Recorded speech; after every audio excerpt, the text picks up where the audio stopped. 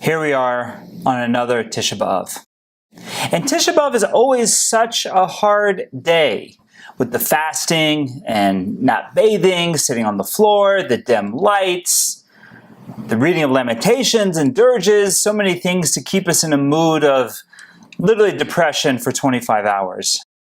But in truth, we have it so much easier today than our antecedents, than our great-grandparents and those who came before them had it. I mean, just think about it for a moment. We have so many creature comforts. The average life expectancy today is over 75 years old. We have air conditioning, we have modern healthcare, we have food, we have so many things that come so easily to us that we just take for granted every single day. And not only that, but even when we think about the centrality of the morning of Tisha B'Av, the plight of the Jewish people, the fact that we are mourning the exile of the Jewish people, the fact that we as a people are supposed to be living united in the land of Israel with Mashiach, with Messiah as the King of the Jewish people, with world peace, with all the wonderful things promised to us, that's what we're supposed to be. And that's what we're mourning on Tisha B'Av, the lack thereof, the fact that we don't have that. But if we start to think about our situation, in many ways, we can almost taste the Messianic era. I mean, just think about it. Today, the majority of the world Jewish population is living in the land of Israel. That's something that no one can say for 2,500 years, since the destruction of the first temple. For the whole Second Commonwealth, the majority of the Jews didn't live there. And for sure, after the destruction of the Second Temple and since, the majority of the world Jewish population has not lived in the land of Israel. We are the first Jews in 2,500 years who can say, our eyes witnessed the majority of the world's Jews living in the land of Israel. And for those of us who don't have the blessing of living within the land of Israel, for less than $1,500, we can jump on an airplane and visit the land of Israel.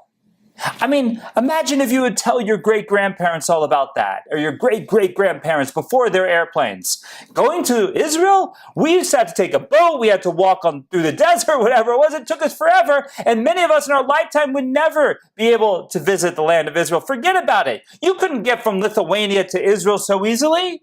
Yet we can just jump on a plane and do it. So in many ways, we are so close to the game. We're so close to what we want. And we think about those previous generations and how difficult their life was. How nowadays we get shaken up by the death of one family member, and rightfully so, and I'm not minimizing it. But think about how families used to live in situations where the majority of their children often didn't make it to adulthood. Imagine living in a time period where there was no such thing as cancer because people didn't live long enough to get cancer. Average life expectancy was 50 years, and people would always die before that. Imagine the situation. Yet, almost no matter what time period in Jewish history you look at, it was much harder for them than it was for us. I mean, think about it. Since the destruction of the first temple, it's just been one thing after another. During the entirety of the Second Commonwealth, there was one war after another, both civil and interstate wars. The whole Second Commonwealth was plagued with it. And then, if that wasn't enough, then the Romans came in and destroyed the Second Temple and massacred hundreds of thousands of Jews. And if that wasn't enough, then we have the persecution at the hand of the Byzantine Christians. And if that wasn't enough, we have the persecution by the hands of the early Muslims. And then the Crusaders. And then the Spanish. And then the Cossacks. And then the Russian pogroms. Every generation you can look at, and there was something that was there to challenge the existence of the Jewish people.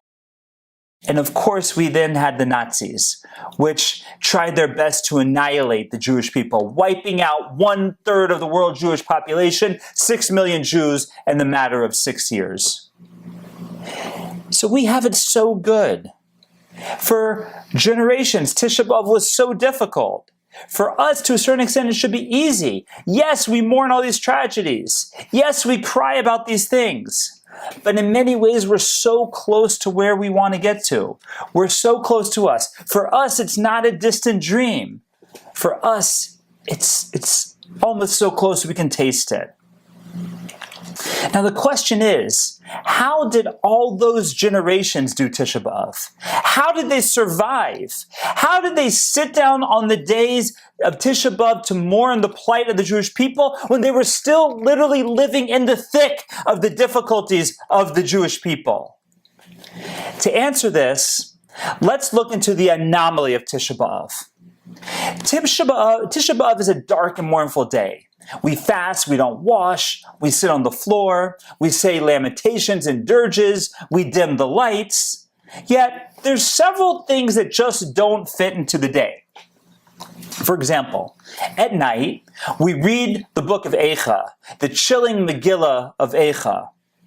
And the last verse in that very dark representation of the destruction of the temple, we say the words, Hashivenu Hashem Elecha, V'nashuva, Chadesh Yemenu Kekedem, which means bring us back, Hashem, to you, and we shall return, renew our days as of old.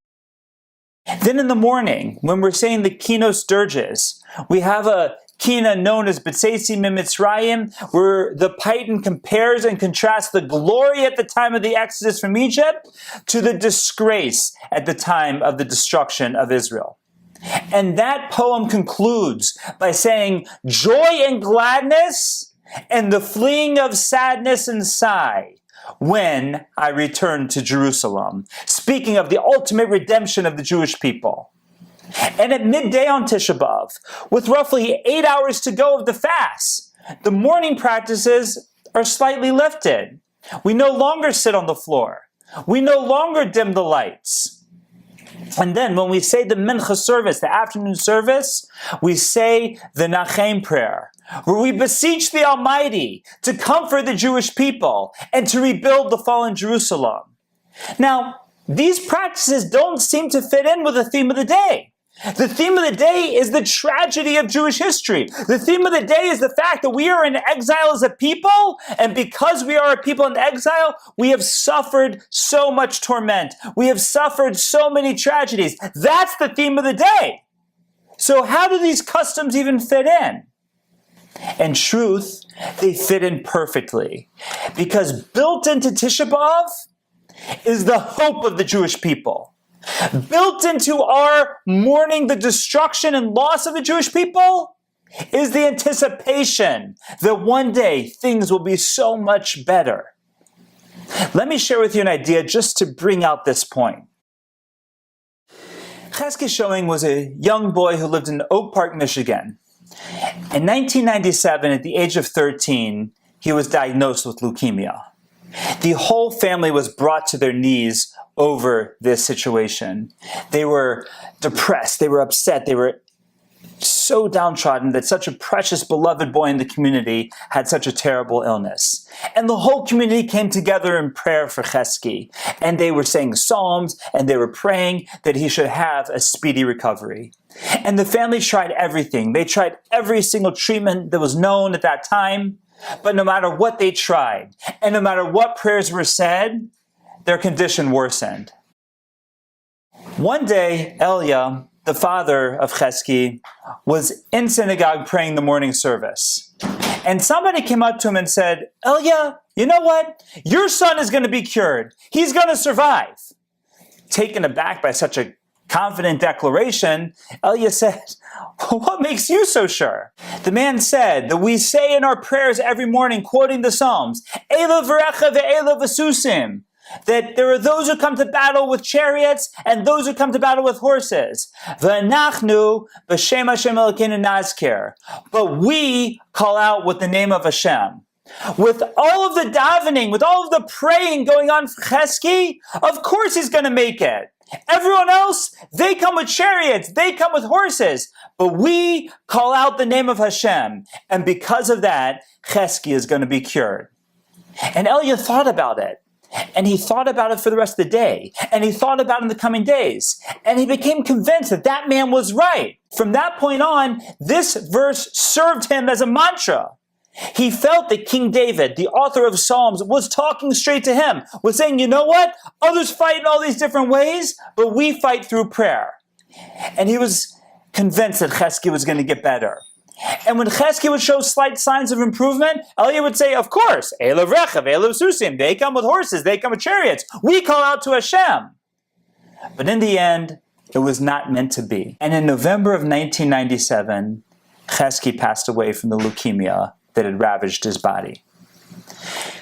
After the Shiva, Elia, Chesky's father, was very disturbed.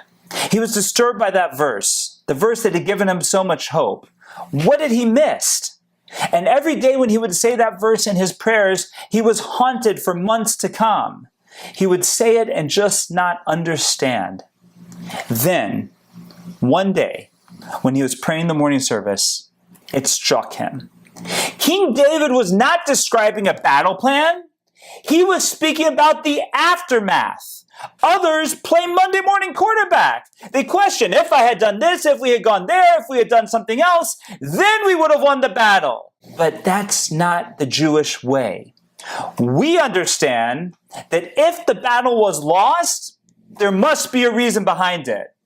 We just don't understand the reason. It doesn't make sense to us, but that doesn't mean that there's not a reason. We call out the name of Hashem and say that He is behind everything, that there is a reason to everything. There's a reason that He did this. And we hope and pray that one day we'll understand the reason. And the psalm continues, Hema karu v'nafalu. They slump and fall despondent from their loss. But not the Jewish people. Anachnu kamnu v'nisodad. But we rise and are invigorated because we know there's a reason. And we know that the suffering is not for naught. And we know there's a purpose to it. So built into the suffering, built into the tragedies of Jewish history, we understand that it is there to bring us to our ultimate goal. It's there to get us where we as the Jewish people are trying to get. You know, Tisha B'Av is a terrible day where we mourn the Jewish story with all its trials and tribulations. At the same time, the hope is implanted. Hope to remind us that it is all for a purpose. Hope that even though we often don't understand the reason, a reason is there. And this idea is built into the Rambam's 13 Principles of Faith, where he lays out the 13 principles of what it means to be a Jew. And principle number 12, he tells us that a Jew is to believe that there will be a Messianic era, and we have to believe and confirm that he will come, and we should not think that he is late, because if he tarries, we wait for him. In other words, Maimonides doesn't say that we have to believe there's a Messianic era. We have to believe there's a Messianic era, and we should not say that it's taken too long. And if it does take too long, we should continue to wait, to build the hope into the waiting, because that is the Jewish approach to these themes, and that is the Jewish approach to this time. On one of the darkest October days in Auschwitz, the Nazis pulled out prisoner Sherebnik, who was a talented violinist, and they brought him into the public square of the camp. And they gave him a violin, and they said, Jew, play a song. Now, Sherebnik was contemplating what he should play. He knew that his audience was far greater than the Nazis demanding the concert. He knew his fellow Jews in the cold, dank barracks would be hearing him play. He contemplated a song that would sanctify the movement and give his fellow Jews just a little bit of strength to keep holding on in their terrible situation. Start playing, Jew! What are you waiting for? Cried the Nazi. Sherebnik started to play. He played the best melody that he could think of for the moment. The Nazis were captivated by the song and mesmerized by each beautiful note that he played. As he finished, one of the Nazis said, "Excellent. Play it again." Clearly taken aback, the Nazi barked, "You heard me! Play it again!" After he went through the tune a second time, the Nazi said, "I've never heard anything like this. It's like it's from another world." Waiting to be released, the demand came, "Play it again!" And he played the song a third time, with more intensity than the first two times. He knew he wasn't just playing for the Germans. He aimed to give a little hope to each and every Jew in that camp who could hear him play. The closing notes of the third recitation dissipated into the night. Srebrenik waited for his next orders. Would he be asked to play again, or would 3 times be enough for the Nazi? Back to the barracks came the command. The memory of that night would remain with him forever. That night was Yom Kippur, and the song that he had been commanded to play 3 times was Kol Nidre, which is customarily said 3 times on Yom Kippur night. This was a message saying, in the darkest of places, in the worst of circumstances, in a situation where the human mind cannot fathom, don't give up hope. This is the message of Tisha B'Av. Our nation has been to hell and back time and time again. Now we are knocking on the door of redemption. We are so close. Let us hope and pray that just as the Crusades eventually ended, and just as the Spanish brutality eventually ended, and just as the Cossack massacres eventually ended, and yes, just as the Holocaust eventually ended, so too it will all come to an end. And this time next year, we will be dancing in the rebuilt city of Jerusalem with the country of Israel as it is supposed to be, with the Jewish people as we are supposed to be, and Tisha B'Av will become the greatest of holidays. And I can't wait for that to happen.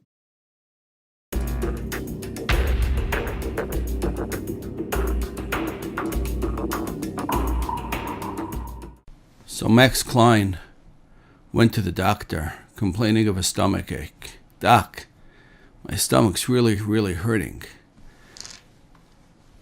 Doctor says to him, Max, how long has your stomach been hurting? Says, Doc, it's been hurting since Tisha B'Av. Doctor, I'm not a Jewish guy, doesn't know what Tisha B'Av is. He says, Max, what's Tisha B'Av? He says, well, Tisha B'Av is the destruction of the Jewish temple. He says, Max, if your stomach's been hurting you that long, there's nothing I can do for you. I can't help you. You know, maybe it's funny, one of these Jewish jokes, right? But really, guys, it's been a long time. This temple has been destroyed for thousands of years. Maybe we just give it up and say, okay, we're done. You know, how much more are we going to sit here? Why are we doing this again? Why are we doing this again? Why have we been doing this for every single year of my life? I mean, I remember doing this as a little boy. I remember Tisha B'Avs every year. I have so many memories of Tisha B'Avs. Why don't we just say, you know what? A couple of thousand years later, I thought I'd get it. We didn't get it. All right. I hope we'll still get the Holy Temple to be rebuilt one day. But when that happens, wake me up. Let me know. Until then, I got to move on. Now, we don't move on. That's for sure. It's not just today. Not just Tisha B'Av. It's not just now, right? You walk into a Jewish home and you open that front door, and right there, facing the door, on the wall facing the door, you're going to see a big square. And that square is going to be unpainted. The first house my wife and I built. And the builder was a Jewish fellow, although he wasn't particularly observant or knowledgeable. And we brought in the painter, and he had us going through the house and telling the painter what we wanted and where we wanted, and each room, what color and how. And we come to the front, and we said to him, okay, right here. And I drew out for him on the wall a big square. And I said, okay, this square, I don't want you to paint it. He looks at me like I'm off the wall. He says, what do you mean I shouldn't paint the square? I'm painting the wall. And I said, yes, paint the wall, but don't paint inside the square that I just drew for you. And the builder's like, what are you talking about? And I said, he says, like, that's going to look awful. And I said, right. He says, what do you mean, right? I said, yes, it will look awful. He says, so why do you want it to look awful? And I said, I want it to look awful because I want to be reminded every time I walk into my house that my house, I've got a place to live, but sadly, God does not have a place to live. Hashem does not have a place, metaphorically speaking, to live. His home, his temple, where he manifested his presence into the entire universe, that was the place, that was the house of Hashem, the house of God, and that house is destroyed. And I don't want to forget that. I don't want to be insensitive. Imagine you have a couple of children and their parents' house, God forbid, burns down. Are they going to just go back home and say, oh, thank goodness, we got our house, we're all right? No. They're going to make sure that they don't forget that their parents' house is burnt down and they got to find a suitable place for their parents to live. They're going to rebuild his house and rebuild those parents' house. So we got to do the same thing. We need a constant daily reminder every single day. My house can't be finished because his house isn't finished. Just a cute postscript to the story. He absolutely could not abide by what I was telling him. He was so troubled as a painter and as a builder. Like, how do you do this? He says to me, you don't understand. This is like, it's terrible. People will walk in and they'll think you're out of your mind. And I said, that's okay. That's all right. He said, but you're a rabbi and you got to make a good impression. I said, that's all right. I'll make a good impression even with this wall. If somebody doesn't like me, my painted wall isn't going to make a difference. If he likes me, my unpainted wall won't, it'll be fine. A very interesting thing. When we were done and now we had to, on our own, bring in somebody to carpet the house. So I remember we brought in a very nice fellow who had older Jewish man, also not particularly knowledgeable or observant, but a very lovely fellow. And he came into the house and he measured the floors and we discussed which carpets. And he looks at the wall and he says, what happened over here? Seems like somebody didn't finish the job. And I said, no, he did his job beautifully. He says, what in the world is that? And I said, don't worry, Mr. Goldberg, it's okay. And he says, could you explain that to me? And I said, sure, I'll be very happy to. And I explained to him that I was following the law. I didn't want to forget, just as I just told you. I didn't want to forget that Hashem's house is not yet rebuilt. And therefore, I left my house unfinished. And Mr. Goldberg was just totally blown away. He thought that was the most beautiful thing he had ever seen. About an hour later, I get a knock on my door. Standing there is Mr. Goldberg, and he has a very, very elderly fellow there, and he introduces me to his friend. We'll call him Mr. Feingold. And he says, this is my friend, Mr. Feingold. And I'm so sorry to bother you, Rabbi. Is it okay if I bring him in? I want my friend to see what this is. And Mr. Feingold is rather elderly. Took him a while to walk into the house. And he comes, he's looking at the wall like mesmerized. I don't know what's so mesmerizing about some unfinished paint. But he just couldn't believe it. This is the days before cell phones, so he couldn't just snap a cell phone picture. So he sits here, asks me if he can measure it, and he measures it, and he draws it on a paper, and he says, I hope you don't mind, but my daughter's building her home, and I want her home to be a Jewish home. And I see this is how you make a home, a Jewish home. So I'm going to draw a diagram, and I'm going to bring it to her, and I'm going to ask her if she can leave a piece of her home unpainted for this. And it was very beautiful. Here I was accused of being, acting foolish and what would people think? And actually, people loved the message. A very interesting postscript to the story as well. Mr. Feingold asked me, he said, what's on your nose? I said, I don't know. What do you mean, what's on my nose? He says, what are you wearing? I said, glasses? And he said, oh, those are not glasses. Now I got to tell you a story. I wore glasses. Now, I will admit, they weren't particularly fashionable. They weren't particularly updated. Not because I didn't care. I did care.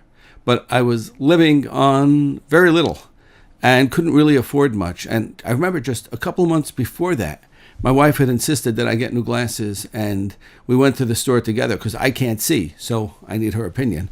At least that's what I tell people. And we, or shall I say, she picked out really a beautiful, beautiful pair of glasses, and they were very expensive, but I didn't know that. So the optician fit me and measured me and all that, and then when he priced it out, he said to me, these are $300. $300. I barely take home $300 a week. I can't afford that. And I had to very politely decline the purchase. And that was why I was still wearing these very old, outdated glasses that didn't make me look very good. Well, as it turns out, Mr. Feingold was a long time, well-known distributor of glasses frames. And he said to me, "Those are no frames for a rabbi. You don't look very good in them.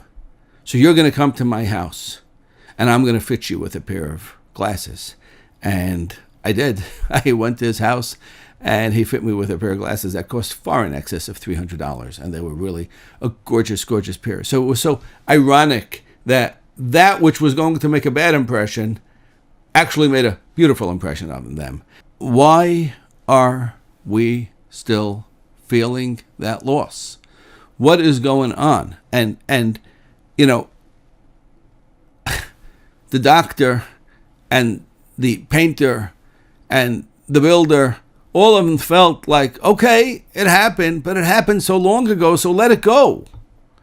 But we don't let it go. Why don't we let it go? So the best example I can give is that if you think about it, a young child loses a parent, a young child loses his father, or God forbid, loses his mother, right?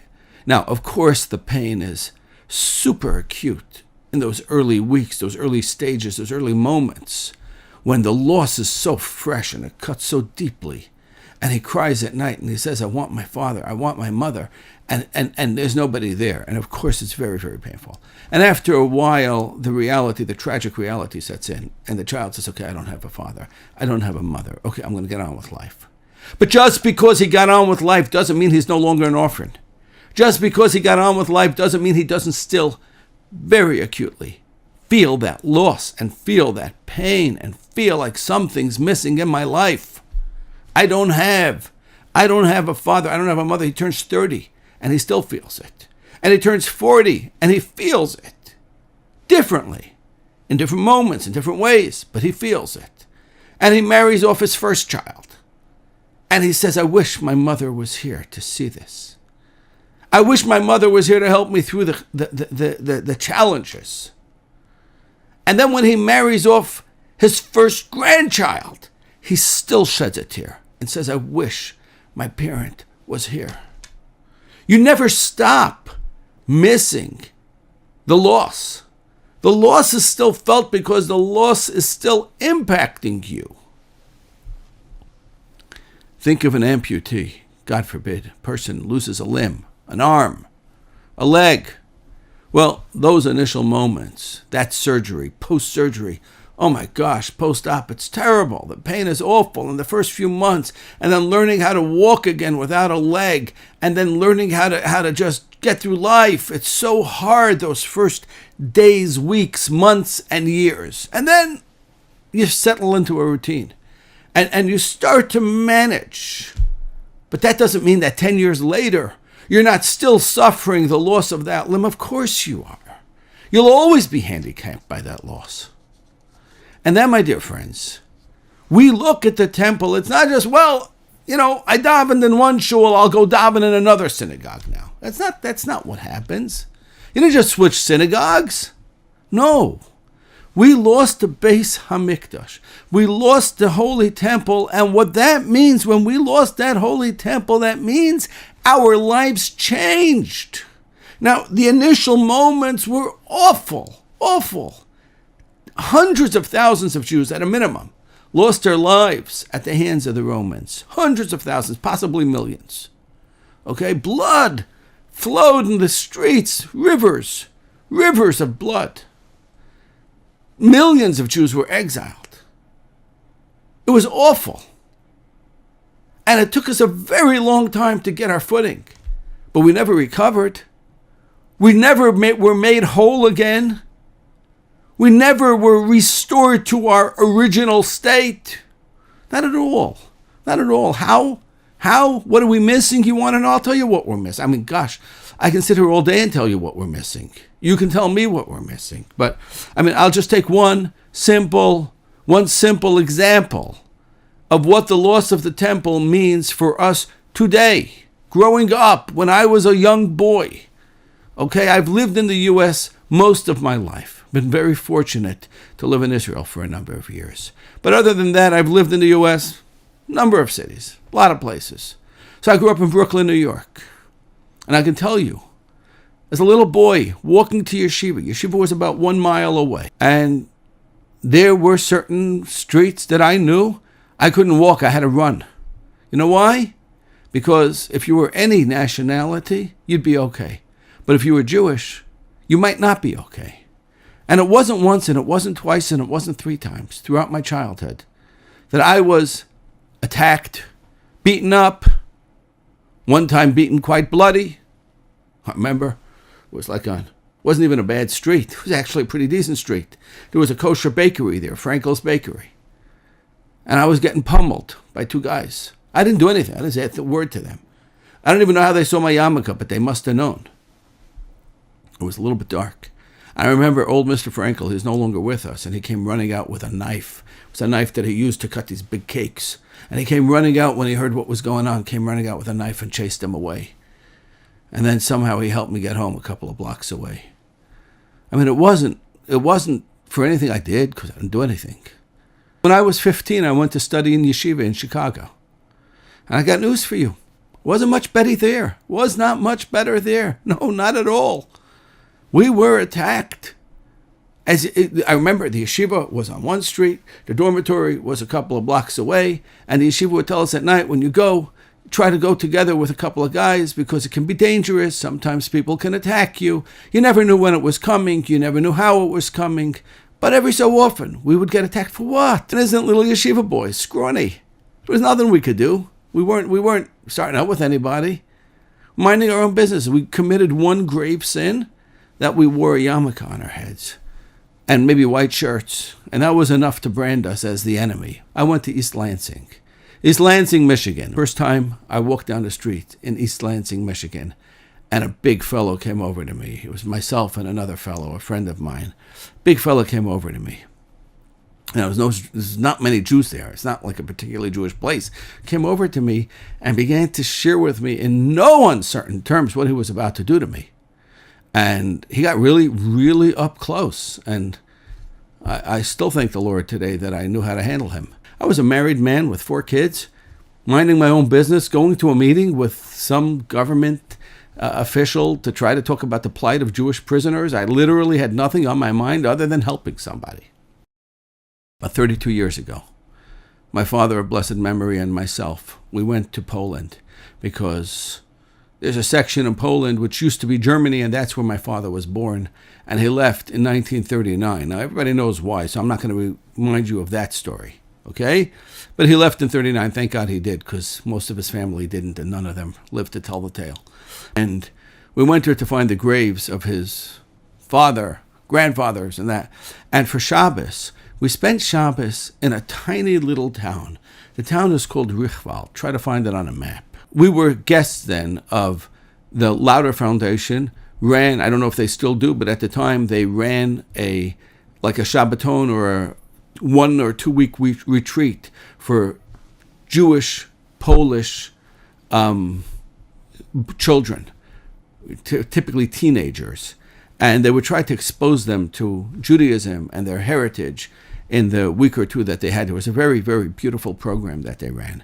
And it was staffed mostly by students from Yeshiva University, from YU, who would volunteer, and they'd come there for a couple of weeks, and they'd work very, very hard to try to take these children who were of Jewish ancestry, and many of them didn't even know it until a couple of weeks before, and just expose them a little bit to what Judaism was. And one of the things they did was a group of them went together. They took them to the Jewish cemetery in Richwald, tiny little cemetery, not much happening there. There was nothing going on in the place. And when they were done, maybe they said some prayers. I don't even remember what they did, but when they were done, they wanted to go bring them back to the camp.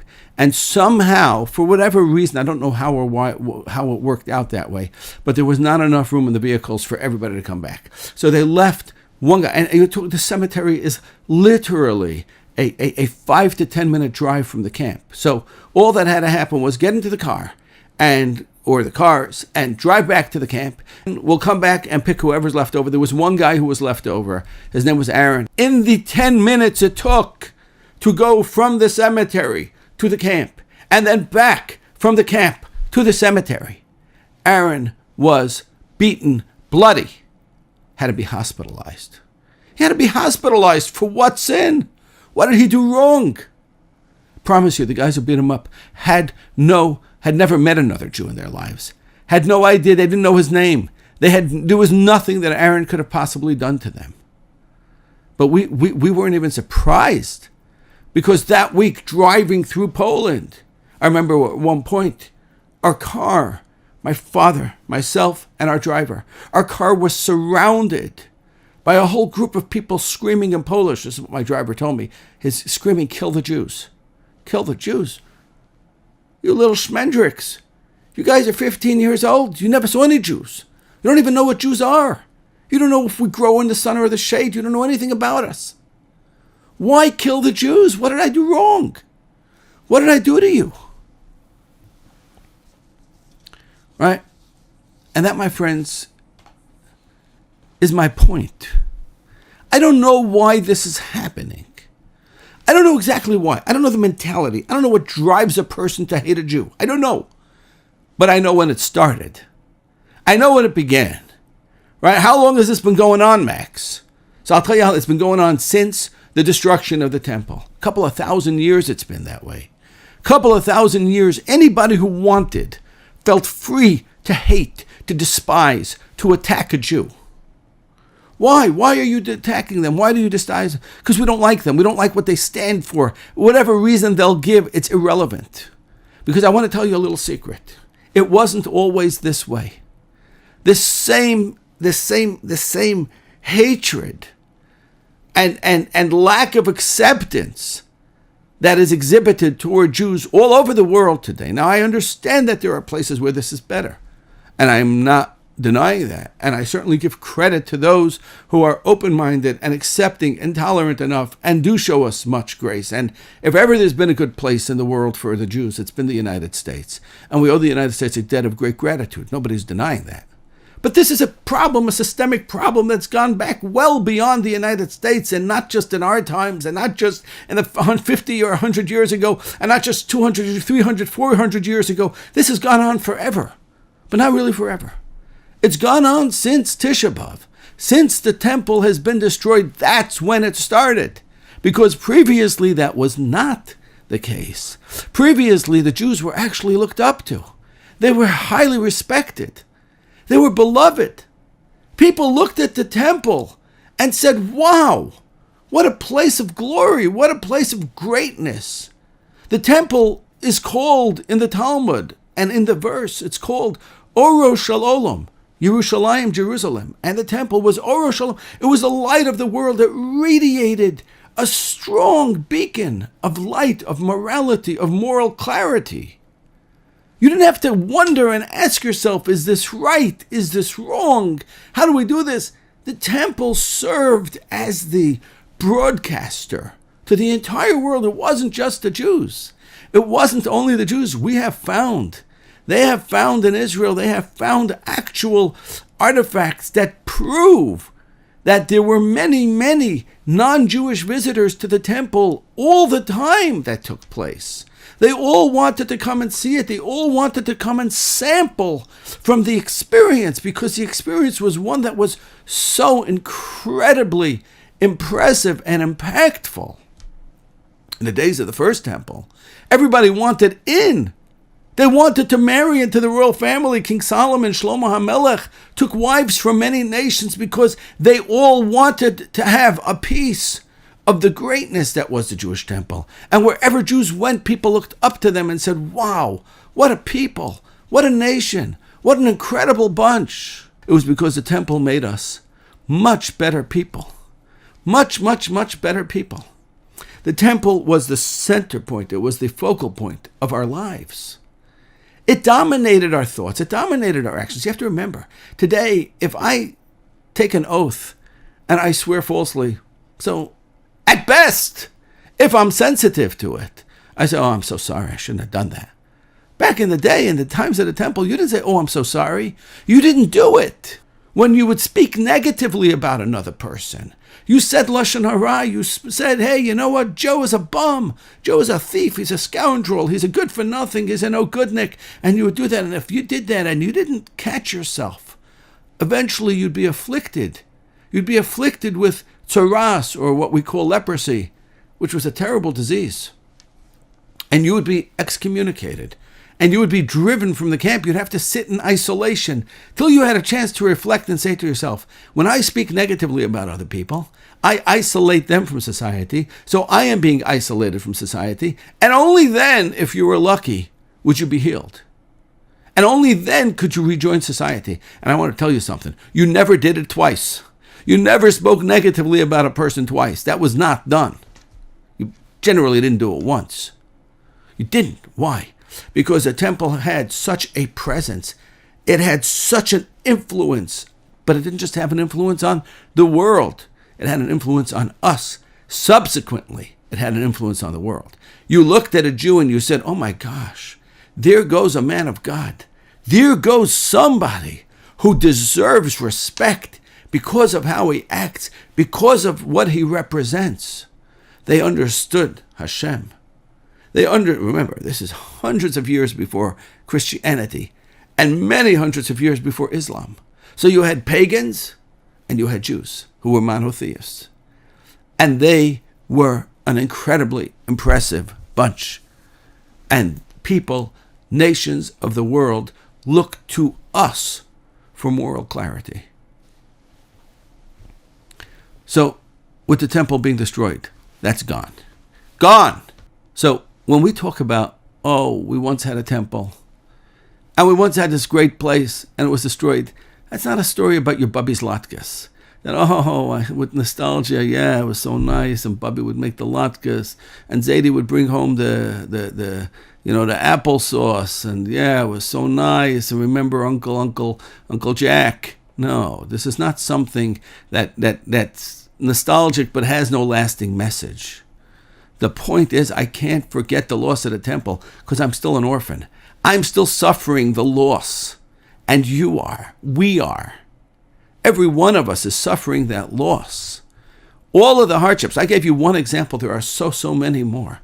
How many Jews are out there and don't even know that they're Jews? How many Jews are out there and cannot articulate even the basic tenets of our faith? How many Jews do everything they can? Not to say, God, please accept me, but to say to the world around them, please accept me. Tell me what you want me to do not to be Jewish, because all we crave is to be accepted. But the problem is we're looking in the wrong direction, because we'll never get acceptance by looking outward. The only acceptance we really want is the acceptance by Hashem. Because if he would accept us back, if he would say, my children, I drove you out. I kicked you out of my house. I didn't just kick you out of my house. I knocked my house down because I was trying to send you a message that when it was, in those final years of the Second Temple, you guys were disgraceful in your behavior. You guys were really, really off. And no matter how many times I warned you, and you were warned and warned and warned so many times, and so many hints and so many messages were sent, and you just ignored them. Over and over again, you ignored them. And finally, I realized I'm not just going to kick you out. I'm going to kick you out and I'm going to knock it down. So you all know you have no home to return to. You want another home, you're going to rebuild it yourself with your own hands. And that, my dear friends, is what we've been doing. And that, my dear friends, is what we continue to do. So every time a Jew does a mitzvah, and a mitzvah is not a good deed, my dear friends. Good deeds oftentimes happen to be mitzvahs, but that's not what the word mitzvah means. A mitzvah is every time we observe one of the Torah's commandments, and there's a whole lot of them. There's 613. Doesn't mean we can do them all, and doesn't mean that every person can do all of them, because if you're not a Kohen, or if you're not a Levi, or if you're not a woman, or if you're not a man, there's not everything that you can do. But there's a whole lot that every last one of us can do. Every single person can do a mitzvah. Every time you're prompted by this urge, you want to say something negative about somebody. And instead of letting loose, you clam up and you say nothing. Or you say something nice. Every time somebody comes over to you and says, brother, can you spare a dime? Can you give some tzedakah? Can you help me? Can you give me, can you help me in some way? And instead of climbing up, you say, sure, I'd love to. And you reach in your pocket and you give generously. Every time you pick up your hand to your eyes and you say, Shema Yisrael, Hashem Elokeinu, Hashem Echad. And if you're a man and you're over bar mitzvah, every time you wrap tefillin around your arm and your head, and you say, Hashem, you are one. And it is to you that I am loyal, and it is to you that I am going to be dedicated. Every time we control ourselves and do the right thing, we build another brick. We add another brick to this temple, to the third Beis HaMikdash that's being built. Every single time we're adding another brick. Like I say, come on! I'm building bricks for thousands of years. The answer is yes, you are. This Beis HaMikdash is going to require many, many mitzvahs and many, many more than we ever thought possible, but we don't stop. And every single year on this day, on Tisha B'Av, we sit and we cry. And we cry because we know we're orphans. We cry because we know we're really missing something. And that knowledge, we don't want to forget. When you forget, that's the death knell. That's terrible. That's awful. They say a story about one of the really great men of the 20th century. Now, depends by whose definition, but by my definition, he was certainly one of the greatest of the 20th century. And his name was Rabbi Mordechai Katz, also known as Rabbi Muttel Katz. Rabbi Mordechai Katz, before the war, before the Holocaust, Rabbi Mordechai Katz was one of the heads of a great yeshiva in Lithuania. The yeshiva was in a city called Telshi, or in Lithuanian, it's Telsai. And this was a yeshiva that had a long and hallowed reputation and heritage. And Rabbi Katz was one of the leaders of that yeshiva, along with a number of others. And Rabbi Katz had a large family. I believe it was 10 or 11 children. And he came over to America in 1939 looking to see how he can transplant. They knew that it was going to get dangerous up ahead. And he was looking to see how they can transplant the yeshiva onto American shores. And unfortunately, by the time they figured out a solution, it was far too late. And Rabbi Katz lost his entire family, every last, his wife, all of his children, gone, murdered. Quite a few years later, the yeshiva was up and running, rebuilt, reestablished in Cleveland, Ohio.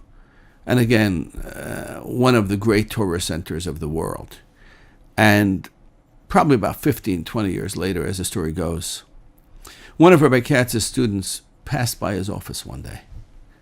And he noticed Rabbi Katz, who was an upbeat, positive, a man who had remarried and rebuilt, had a number of children with his next wife, and, never somebody to get down.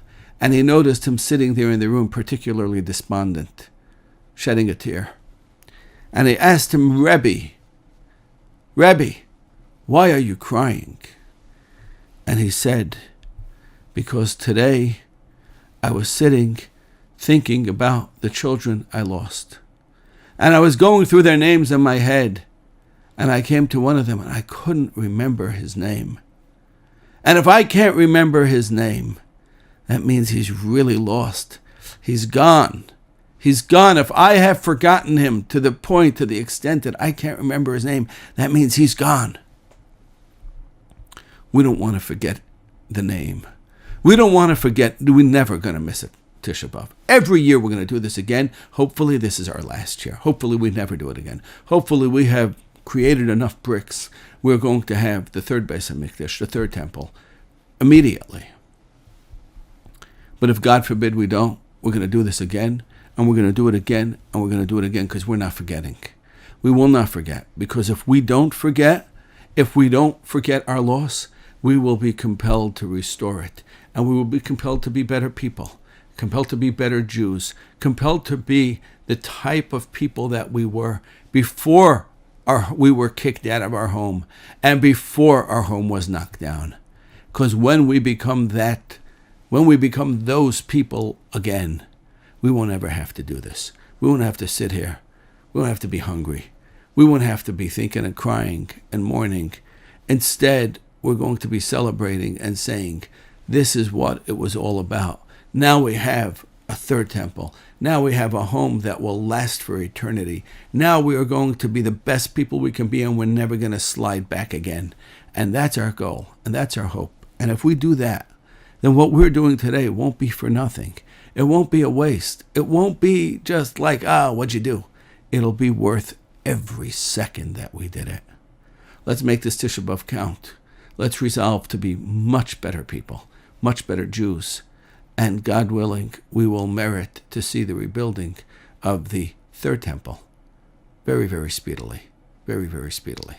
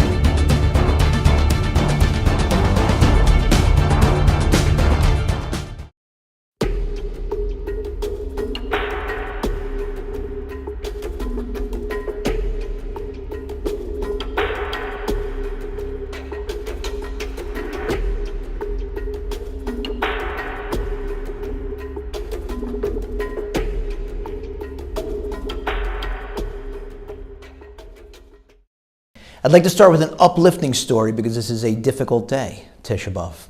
Very surprised, I had never heard this story. I want to share it with you because it's incredibly compelling.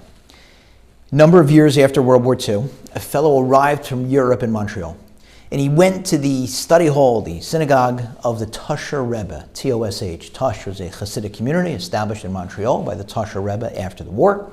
And showed up, met the Rebbe, said, I'm here to looking for some services, the afternoon service, Mincha. The Rebbe said, sure, we're starting soon. Welcome to join us. By the way, welcome. What are you doing in Montreal? And he said, well, I finally made it over from Europe, and I got a job. I'm single, and I'm starting a new life. So I'm heading to Halifax, Nova Scotia to start my job. The Rebbe said, Halifax, Nova Scotia?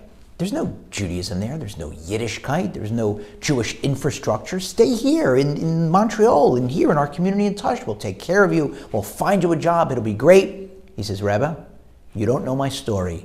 Don't judge me. The Rebbe says, well, what's your story? He says, okay, I'll tell you my story.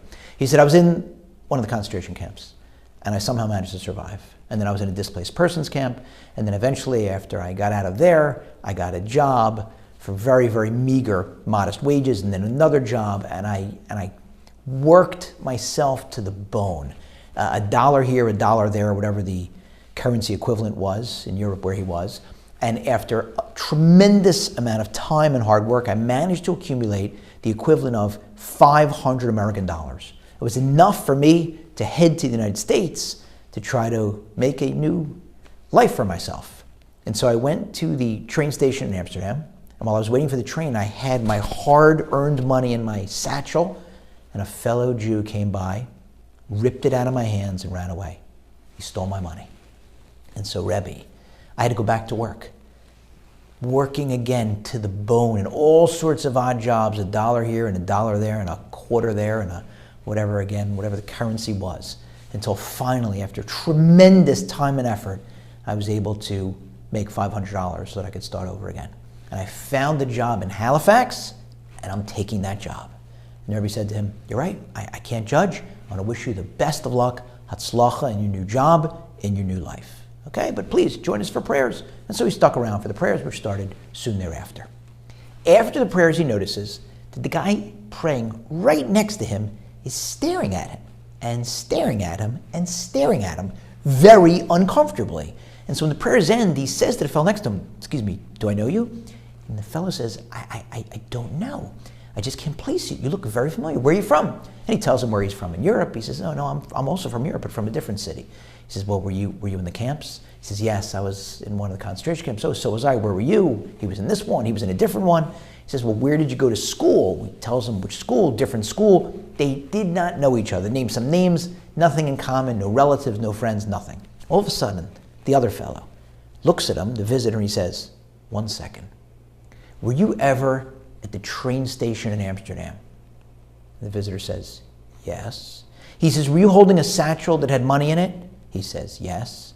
He says, "I don't know how to tell you this. I was the person that stole your satchel with your money in it. And I don't know if you'll ever be able to forgive me, but you have to let me make amends. Stay right here, I'll be right back." And he runs, he leaves the synagogue, comes back shortly thereafter, and he hands the visitor an envelope, and it's got the equivalent of 1,500, or maybe actually 1,500 American dollars, 3 times the amount that he'd stolen. And so the visitor says to him, "Thank you so much." Don't know whether he forgave him, but he's obviously very thankful. And he goes straight over to the Rebbe. And he says, "Rebbe, you're not going to believe what just happened." "What? What just happened?" He says, "Remember I told you the story? I was in Amsterdam, the train station, and a fellow Jew stole my satchel, stole the $500. Guess what? That fellow's here. He's in your community. He just recognized me. And he admitted it, and he apologized, and he gave me $1,500. To me, this is obviously a sign from God. I'm staying here. I'm taking you up on your invitation. I'm staying here in Tush. I'm going to go send a cable to Halifax and tell them that I'm not accepting the job, so please find me a job here. I'm staying." And he stayed, and he ended up getting married. And he had kids, and he had grandkids, built a home, generations, till finally, in his later years, he decided he was going to move to New York. Maybe he had family members who had moved there, so he's moving to the United States. And before he leaves, he gets a knock on the door. And he answers the door, and who is it? None other than the thief. So he says to him, maybe half mockingly, "What are you coming to steal this time?" He says, "Oh, look, I get that. I deserve that." He says, "I just want to tell you something before you leave." "Yeah." He says, "You remember the day you got here?" "I sure do." He says, "You remember when I came to you and I stared at you and we started a conversation and I figured out you were the person in Amsterdam from whom I had stolen the money?" "Yeah." "And then I went back home and I gave you 3 times the money?" "Yes." He says, "I just want to tell you a little extra about that story." He said, "That day I arrived at services for the afternoon service, a little bit early. And the Rebbe called me over.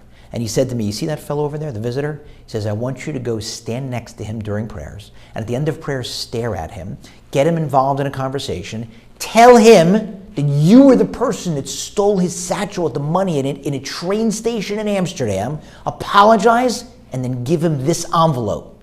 And the Rebbe gave me the envelope that I gave to you. So you should just know, it was all the Rebbe. I didn't know you. I never met you. I never stole anything from you. I was never in the train station in Amsterdam. It was all the Tisha Rebbe." Now that is a breathtakingly incredible story. You know, where do you even begin teasing the lessons out of it?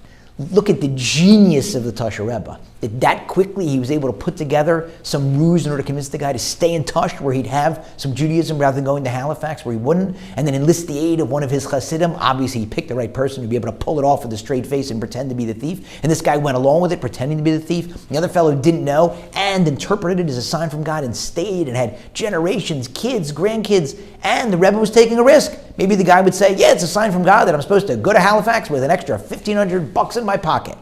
Incredible. Here's another story. And this story is not heartwarming. This one's a difficult one. More in line with Tisha B'Av. Now, the first story I heard from a reliable source, but I can't personally confirm it. This second story I heard from a friend because it happened to his family member, so I can personally confirm these details. A friend of mine's grandfather was in Hungary, living there before World War II. And he was married, and he had a son. And he was able, during the war, to procure an exit visa. Not easy. He got 3 exit visas, one for himself, one for his wife, and one for his son. And he buried them so that when the time would come, he'd be able to leave. Didn't feel that it was necessary to leave right then, but he was able to leave. He had his escape hatch. He confided in his best friend, told his best friend, maybe you should try to get visas. I got them and I buried them in a certain spot. He told him where he buried them. It's his best friend. And then things heated up. And he went to his wife and he said, I know how tough it's going to be for us to leave our families, but I only have 3 exit visas. We must leave, you and me and our son. And she agreed. Very difficult, but she agreed. And so he went to the spot where he had buried the visas, and they were gone. Now, only one other person in the world knew where they were buried, his best friend. So he knew right away who had taken them. No exit visas. Couldn't get out. So he and his wife and his son were all deported to the concentration camps. His wife was killed. His son was killed. He somehow survived. And he made it out, displaced persons camp, met another woman, married her, and they had a son. And then they moved to North America. And many years went by. Their son had children, including my friend. And so years later, my friend's grandfather was at a visiting day for my friend's sister at his sister's camp. And he's walking with my friend's father. So it's father and grandfather, father and son walking together. And they're going down a path during the visiting day, and they pass another elderly person, another grandfather, presumably visiting the camp. And the grandfather and the other fellow stop. And there is a recognition between them. They recognize each other. And they each nod at each other, and then they keep walking. And so the son, my friend's father, says to his father, my friend's grandfather, Dad, who was that? I thought I knew all your friends. He says, son, I'm going to tell you a story that I never told you before. And he proceeds to tell him the story how his best friend stole the exit visas for him and his wife and his son, and about how as a result, his original wife, his first wife, and his first son were killed. And he said, the fellow I just passed, that was my best friend. Never knew that he had made it out. I assumed that he hadn't seen him since then. So his son, my friend's father, said to him, Dad, how did you not just deck him? How did you not just throttle him? And he said to his son, there were desperate times and people did desperate things. We can't judge. Also, an incredible story. Look at what someone else did to his friend. It's not for us to judge, like he said, desperate times, but my goodness, stealing exit visas and wartime hungry. And then look at the fellow who was the victim, nodding and walking on instead of throwing a fist at him and understanding we can't judge. It was desperate times. Lessons to be derived from that story as well. I want to make a suggestion. And I know it's going to be difficult to hear, and I know it's going to be provocative, and I'm not saying it in order to be provocative other than to provoke some thought and maybe some discussion. I want to suggest to you that both of those stories are actually identical, as different as they seem. They seem polar opposites. In one case, the Rebbe, look what he did for someone. And in the other case, the theft, how could he do that to someone? I want to suggest that they're the same story with the same lesson. God runs the world. In the first story, that fellow was supposed to get that $1,500. God wanted him to stay in Montreal, wanted him to stay in Tush. And if Tush Rebbe hadn't had that genius idea, God has all sorts of other ways of sending a message. Maybe he would have found $1,500 walking outside the shul. Maybe he would have found it in the train station on the way to Halifax. Any other number of ways. God wanted him to get that money, to send him a message, which he took as God's message. The Tush Rebbe was God's messenger, but he was supposed to get that money. And the second story, as painful and as difficult as it is to say, and it's tough for me to even say the words, the first wife and the son of my friend's grandfather weren't supposed to make it. How do I know that? Because they didn't make it. And God has all sorts of ways and did have all sorts of ways to save people. Think about it. His grandfather, even without the exit visa, was able to make it out somehow against all odds. Miraculously, God saved him and could have saved his wife and his son, but didn't because it was their time. And the other fellow was supposed to get out. Now here's the rub. The other fellow would have gotten out even without stealing them. It wasn't that he was supposed to go and God said, oh, you stole somebody's visas, I'm going to save you. It's not how it works. But even with those visas, presumably, the first wife and the son wouldn't have made it out, because that's what was supposed to happen. Now you'll say, if that's what's supposed to happen, when you get something, even when somebody else does something incredible for you, well, what's the big deal? Do I even need to thank them? I was going to get it anyway. I was going to get that $1,500. You know what, Rebbe? Thanks. God would have gotten it to me anyway. And if somebody does something terrible to you, you're supposed to say, well, I guess I shouldn't be upset at all because that was supposed to happen. So yes and no. In the first instance, of course you have to thank the person that did it for you. They were God's messenger. And that's an incredible thing. And from the Tisha Rebbe's perspective, yes, God could have done it in other ways. But you know what? The Tisha Rebbe had a chance to be God's messenger. And we have a chance to be God's messenger, helping somebody out, giving somebody charity, doing something to help them in any way, shape, or form, with your time, with your money, with your resources.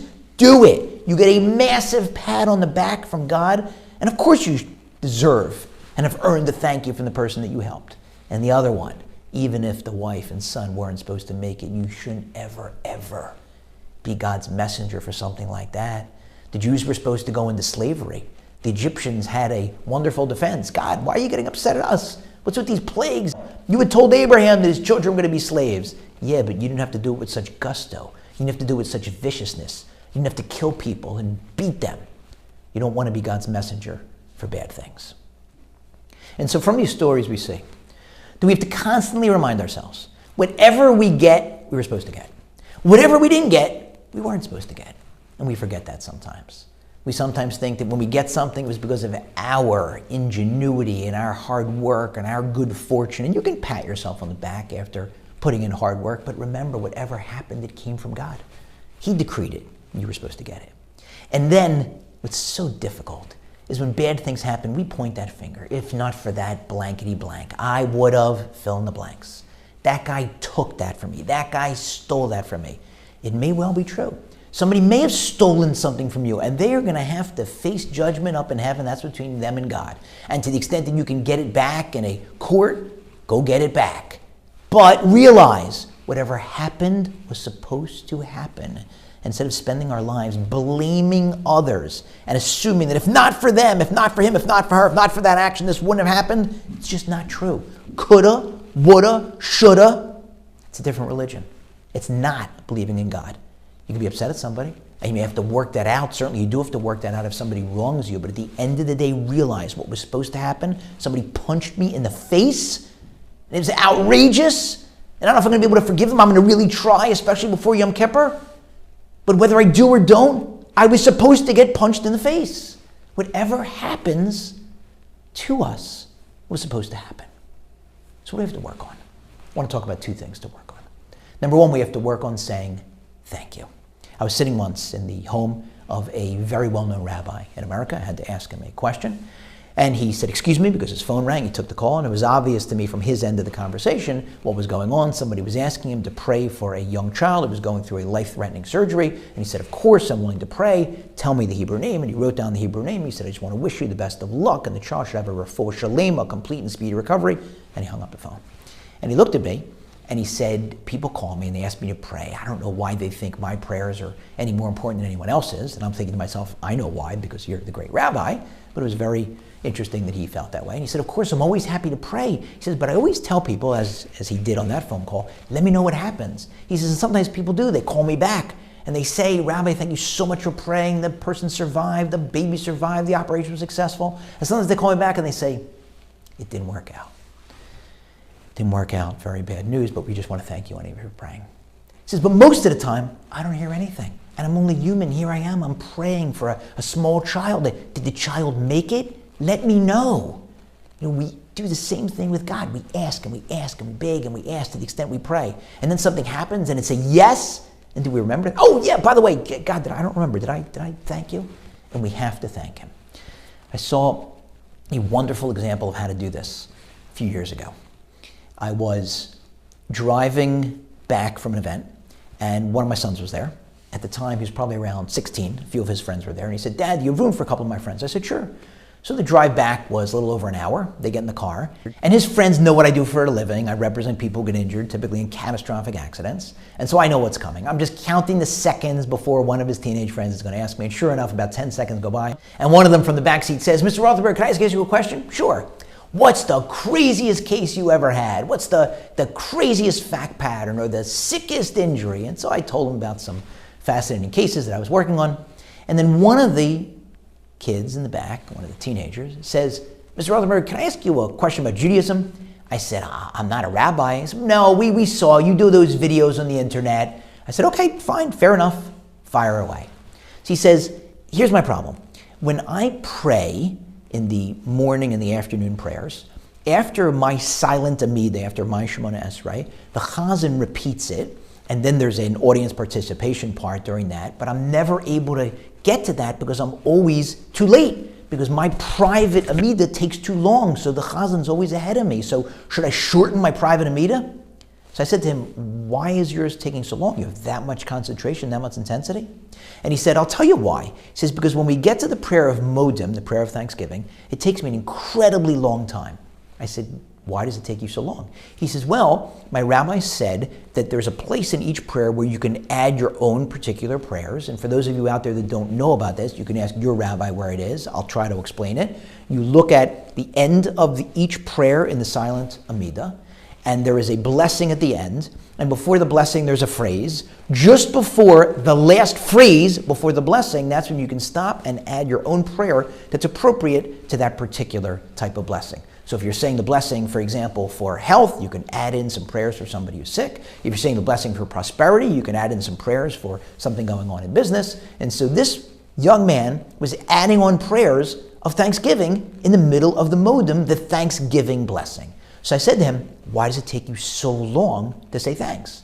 He said, well, I thank God for so many things. I said, do you mind my asking, what are all the things? He said, well, I thank God for my grandmothers, and I thank God for my grandfathers, and I thank God for my mother, and I thank God for my father, and I thank God for my uncles, and I thank God for my aunts, and I thank God for my brothers, and I thank God for my sisters, and I thank God for each of my friends by name, and I thank God for all of the things that he does for me, my clothing and my home and the food that he gives my family. He's going on and on and on. He says, and it takes a really long time. So I gave him a suggestion with respect to what to do, not important with respect to what I told him.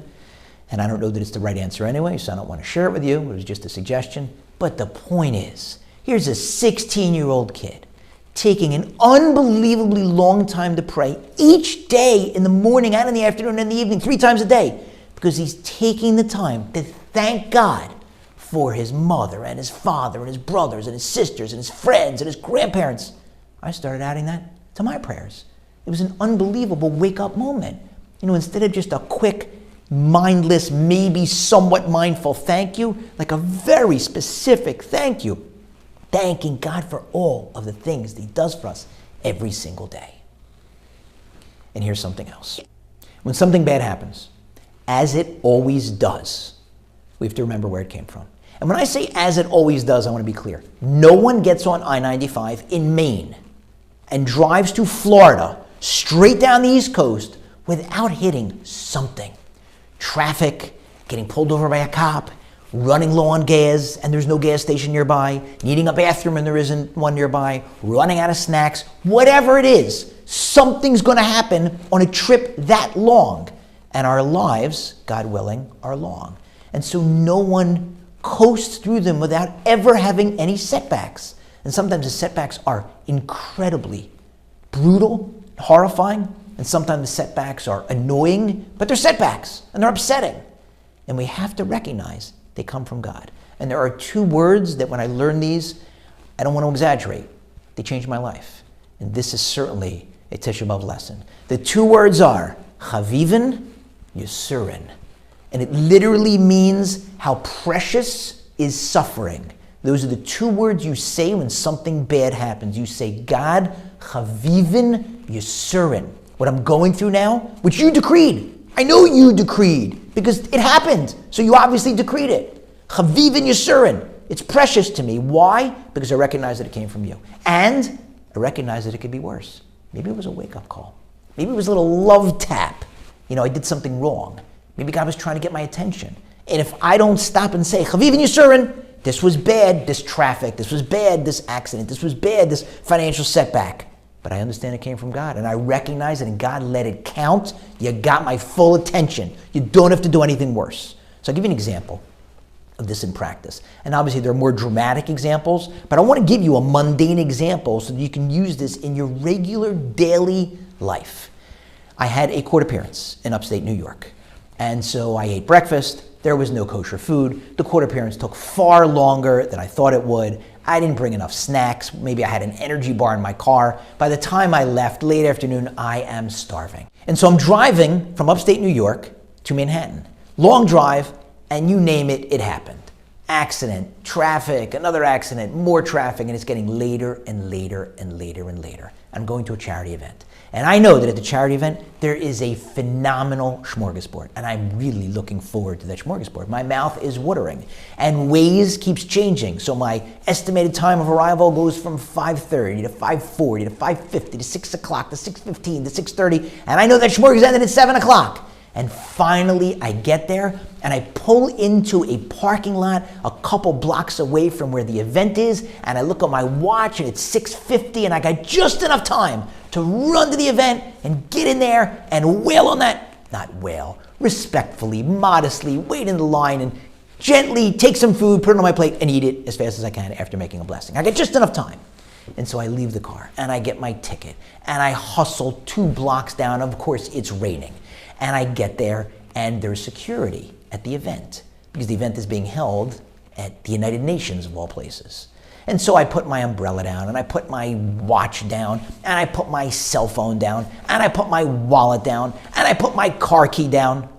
I put my car key down in the security bin, and I realize I took my car key with me, which means my car is parked in that lot. They can't move it, which means I have to go back to that lot. 2 blocks in the rain, which means I'm going to miss the smorgasbord.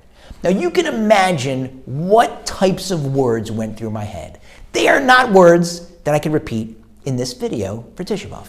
They're not words that I could say out loud ever. And they certainly went through my head, and I had to use tremendous restraint, biting both my cheeks, not to say them.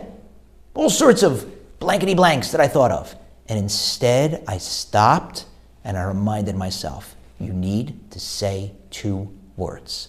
Chavivin Yisurin. God, this came from you, and it was a lesson, and I'm supposed to learn from it, and how precious is suffering, and you got my attention. You don't need to do anything worse. And so, let's remember that in both those stories, first story, Tasha Rebbe, incredible genius figuring out how to get that guy the message, but the message was really from God. The Tasha Rebbe was God's messenger. And in the second case, horrifying, the stolen visa, tough to even say the words. I don't even want to say that he was God's messenger, but what happened was supposed to happen. And we have to remember that. And we have to pray and pray and pray and pray to God, who loves us and so often says yes, and so often says yes, and I'm going to give you even more. And even when it's a no, that was right. It was the right thing for us. He's our loving parent in heaven. And sometimes it's just wait, I have something even better in mind. And after praying, when it is a yes, or if it's an even bigger yes, thank God with the same enthusiasm with which we prayed. And when bad things happen, remember where it came from. And remember, it was supposed to happen. And may this be the last time that we ever have to fast on Tisha B'Av. Let's all remember, it's all from God. He runs the world. When bad things happen, we don't get explanations. He doesn't owe us any explanations. He can pay us with a credit card, not with cash. He can give us explanations when we get up to heaven, but it came from him, and he's got a plan, and it's all for the good. Thanks for listening. Shimon Kolyakov here from JewishAnytime, and hope everyone is doing amazing. Baruch Hashem, JewishAnytime is growing incredibly thanks to your incredible support. What most people don't realize in the world of technology, they see such a great product, they don't realize everything that goes on behind the scenes. They don't realize that there are so many software developers working round the clock to make sure everything is working properly, to make sure there's more features, more enhancements, more upgrades. In addition to that, something else that many people just don't know because you just don't think about it is that there's nothing that's free in the world. We have a certain amount of people on Torah Anytime at the same time. The reason it doesn't crash is because we're paying a certain amount of money every single month to allow that many people on the website so we could spread Torah, give people an opportunity to participate in the largest distribution of Torah since creation. Thank you very much and all the very best.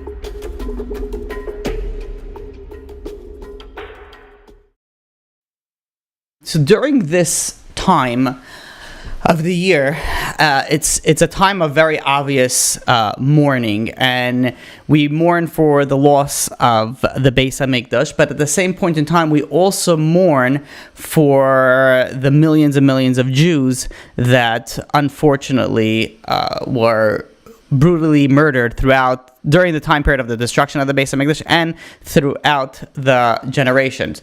The story of the 10 martyrs, the Asara Erugei Malchus, this story begins at the end of the second Beis HaMikdash, at the end of the second temple.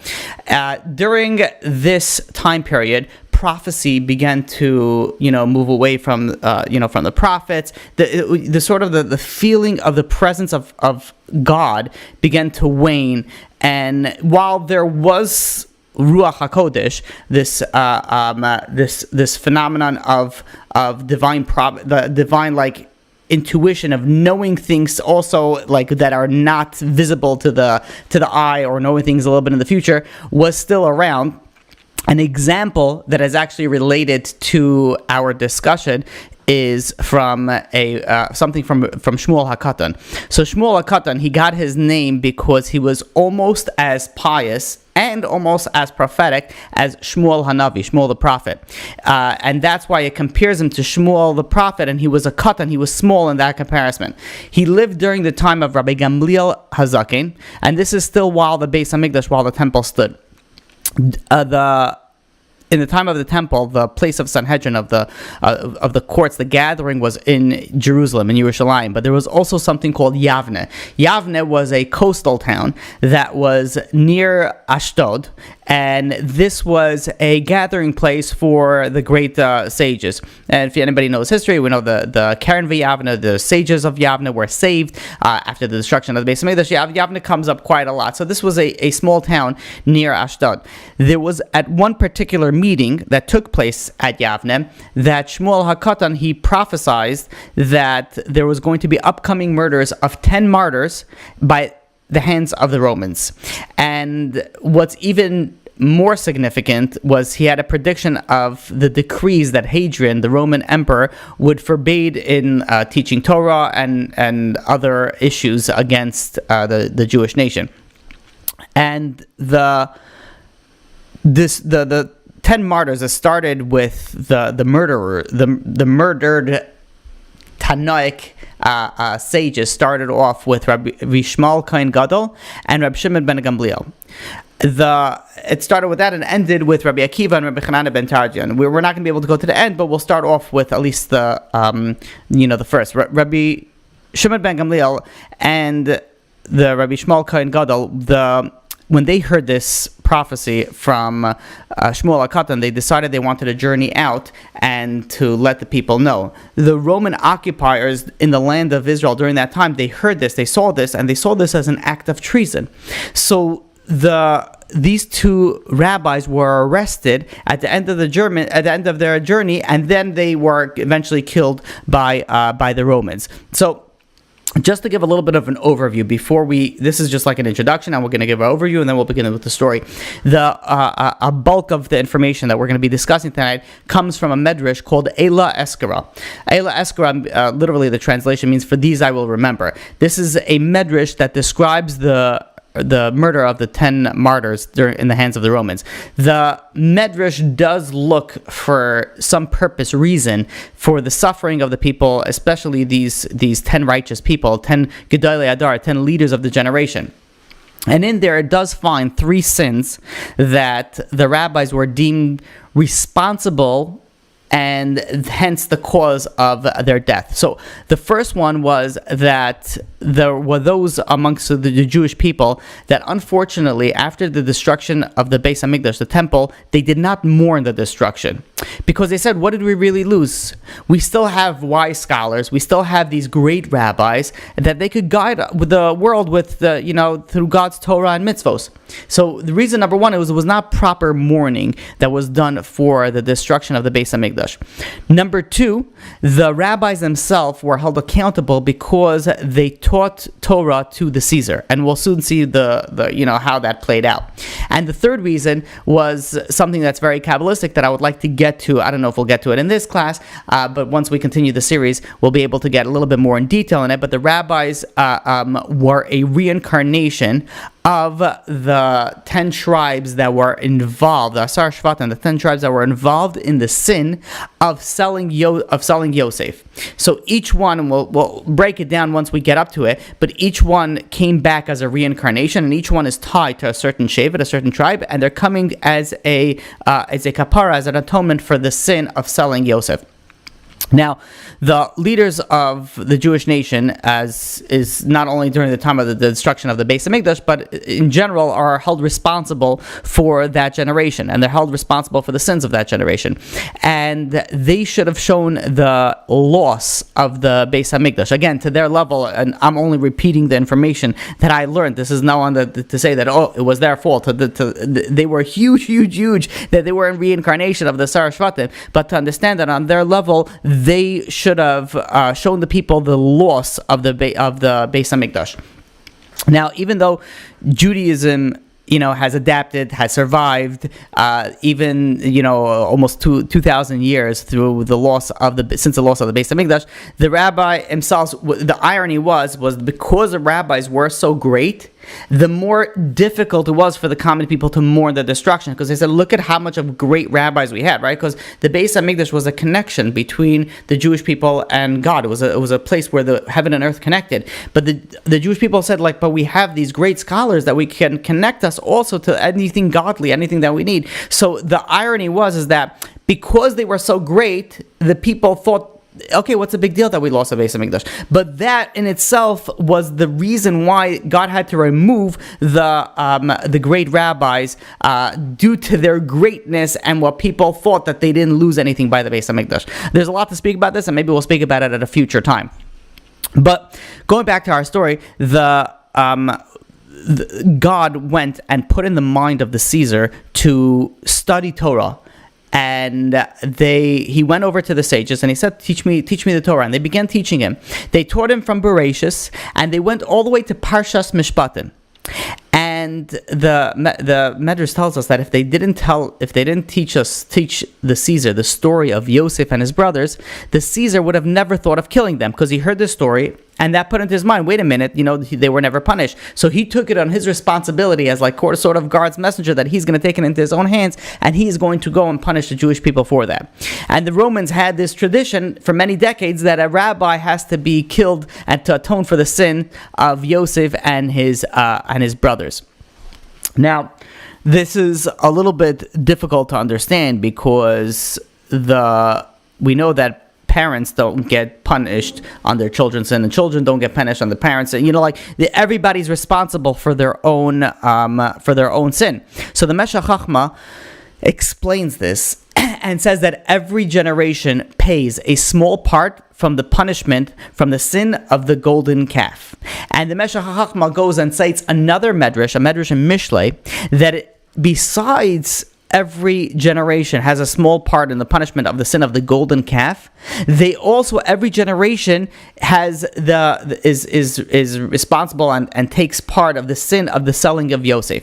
So these two sins, the golden calf and the selling of Yosef, explains the Meshech Chochmah is the cause of all the suffering that still exists. And this, the entire Yom Kippur service in the Beis HaMikdash was primarily, its purpose was to effect atonement for these two sins. These were two huge sins that we've been trying to effect atonement and erase it. Whenever a Jew sins between man and God, there's two types of interactions. Either sins between you and God or between you and a friend. So whenever a person sins between man and God, they're punished also for the sin of worshiping the golden calf. And whenever a Jew sins between a man and his fellow, they're also punished for the sin of selling Yosef, because again, that trickles down to every generation. Now we know the first temple, the first Beis HaMikdash, was destroyed because of three things: Avodah Zarah, idolatry; immorality, Gilui Arayos; and Shvichas Damim, which is murder. The second temple, the second Beis HaMikdash, was destroyed for a single type of sin, and that is sinas chinam, which is baseless or causeless hatred. Now, explains the Meshech Chochmah, so the appropriate time for God to also punish for the sins of Yosef and his brothers would be, very appropriately, in the destruction of the second temple, because that was a sin between man and his friend, and this was the sin also of Yosef between man and his friend, between him and his brothers. So now, the continuation of that sin was also in effect from Yosef all the way to in the generation of the destruction of the second temple. The Yosef and his brothers, they failed their test in loving one another. The rabbis in that generation, to their level, they failed to instill love for one another in the hearts of the people. We know that Rabbi Akiva famously taught, you have to love your friend, your neighbor, as like yourself. And this is the most important verse in the Torah, but his own students unfortunately failed to internalize this message, and we know that the mourning stage between Pesach and Shavuos, we mourn the deaths of the 24,000 students of Rabbi Akiva, that they lost this aspect. They lost the aspect of the honoring and respecting the friend. The Arizal goes, and this is something that we'll discuss when we get to it. It's written down in Sefer Echalos, that there was a connection between each, besides the fact that this was also part of the sin, but there was a connection in the reincarnation, in the Gilgulim, between each Shevet, each tribe that was involved in the sale of Yosef, to each of the 10 martyrs. Reuven, Binyamin, and Yosef, there's different reasoning behind that, just to give you a little bit, because Reuven wasn't involved in the sin. He was, he wasn't around, but he did get some sort of punishment. And we'll speak about that in Meretz Hashem when we get to that. Binyamin was not part of the sale, so that takes away one. Reuven takes away the other one, so that's why you left 10 out of the 12 tribes were responsible for it. Yosef was held responsible for the sin of the sale, because he himself was part of the cause that his brothers went and sold him. But to each and that we'll get more clarity once we speak about each particular tribe. The Medrash Eila Eskra is also the basis of what we pray in Musaf on Yom Kippur. And Tisha B'Av, there is a kinah called Arzeh Halavanan, which also speaks about the loss of the 10 martyrs of during the time of the second Beis HaMikdash. So when we look at the number 10 is not just, out of the blue number 10. Number 10 is a number of a totality. It represents a completion.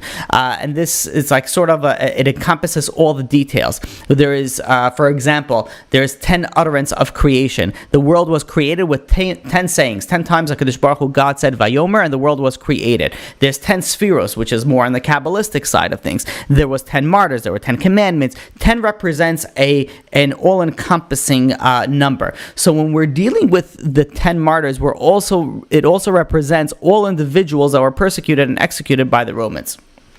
Now, the Roman Emperor Hadrian was a very brutal emperor. He killed hundreds of thousands of Jews during the Bar Kokhba revolts. He also went, and after the war, he continued killing millions and millions of Jews.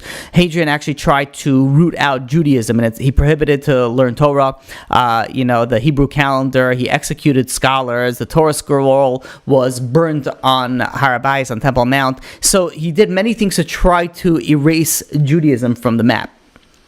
The problem is that going back to the reason of the destruction is the whole idea was that of the 10 martyrs was the people didn't really feel the loss of the Beis HaMikdash, and right during that time is when HaKadosh Baruch Hu put in the mind of the Caesar to go and start learning. So when he reached the verse in Parshas Mishpatim, it says someone who kidnaps a man and sells him, he went and he ordered that his palace should immediately be filled up with shoes.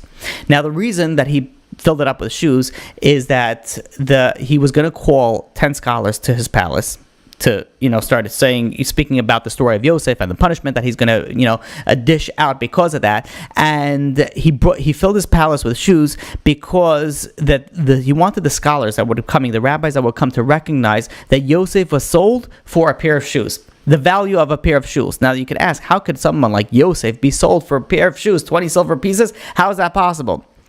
So the brothers, when they threw him in the pit, they removed his clothes and they threw him in the pit. Now the Torah tells us that the pit was empty.